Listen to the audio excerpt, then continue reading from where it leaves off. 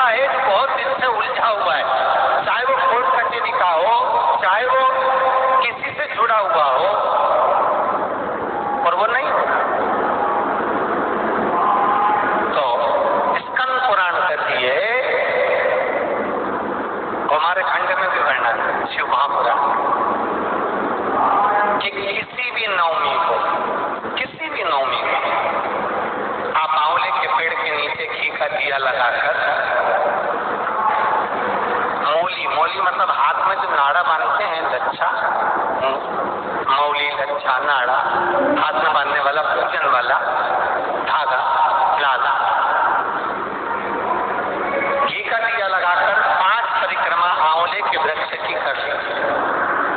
और परिक्रमा कर धागे को वहीं पर छोड़कर थोड़ा सा धागा और अलग से लेकर किसी टहनी पर उसको कामना कर बांध दी। महाराज 10वीं तिथि को, 9वीं को तो ये करो कि 10वीं को वापस जाकर आंवले के पेड़ के नीचे घी का दिया लगाइए और जो धागे की आपने टहनी पर जो धागा बांधा है उसको खोल कर लिए, अपने हाथ पर बांधकर उसी धागे को पहनकर अपने काम के लिए निकल जाइए, आपको सफलता प्राप्त हो जाए। स्कंद पुराण में आंवले के वृक्ष का बड़ा महत्व है। वृक्ष में जो गोंद लगती है वो ब्राह्मण हत्या का निश्चय है। पृथ्वी पर जो वृक्ष लगते हैं और वृक्ष में जो गोंद लगती है वो ब्राह्मण हत्या का निश्चय है। बंजर भूमि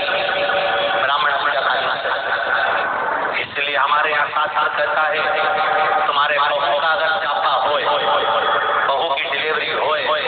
बहू को संतान होए तो खूब घी में गोंद तल कर खिलाओ और जन्माष्टमी, रामनवमी पर भगवान का प्रसाद तैयार करो तो उसमें गोंद मत डालना, क्योंकि उसमें ब्राह्मण हत्या का निश्चय रहता है। भगवान के प्रसाद में गोंद नहीं आना। शिवाय नमः। एक इतना बड़ा दर्पण, कांच, इतना बड़ा दर्पण जिसमें मुंह देखते हो, मुख, इतना बड़ा दर्पण लिया। अच्छा, पहले के लोग जानते नहीं है, पहले जो घरों में, आजकल तो फैशन की बंदरवाल होती है, दरवाजे पे जो बंदरवाल लोग लगाते हैं, कहीं मोती की लगा रहे, कहीं काई की लगा रहे, तो पहले जो बंदरवाल होती थी उस बंदरवाल में कई शहरों में, जैसे काशी साइड में तो आज भी जो बंदरवाल मिलती है उत्तर प्रदेश में और चलो तो गुजरात में, तो उसमें इतने बड़े बड़े कांच लगे रहते हैं, दर्पण। उसका क्या महत्व, उसकी मूलता क्या है? शिव महापुराण की कथा कहती है दर्पण इतना बड़ा ले लो, बंदरवाल अगर दर्पण वाली नहीं तो इतना बड़ा दर्पण लो, हनुमान जी के मंदिर में जाकर, क्योंकि हनुमान शंकर का ही अवतार है, हनुमान जी के मंदिर में जाकर हनुमान जी के उल्टे पांव का थोड़ा सा सिंदूर, चरण का थोड़ा सा सिंदूर एक कागज में लेकर आ जाइए और हनुमान जी के छोटे भाई, हनुमान जी 6 भाई हैं, उसमें गतिमान, हनुमान जी के छोटे भाई गतिमान का नाम लो और गतिमान का नाम लेकर उस दर्पण पर सिंदूर से त्रिशूल बना लो, सिंदूर से त्रिशूल बनाकर उस दर्पण को घर के बाहर, दर्पण का मुख बाहर की ओर, ऐसे बाहर की ओर मुख कर दर्पण को घर के बाहर या दरवाजे पर, बिल्डिंग पर, ऊपर जाली में, फ्रंट में कहीं पर उसको लगा दीजिए। महाराज केवल शंकर का स्मरण कर गतिमान का नाम लेकर हनुमान के उल्टे पांव का सिंदूर का त्रिशूल बनाकर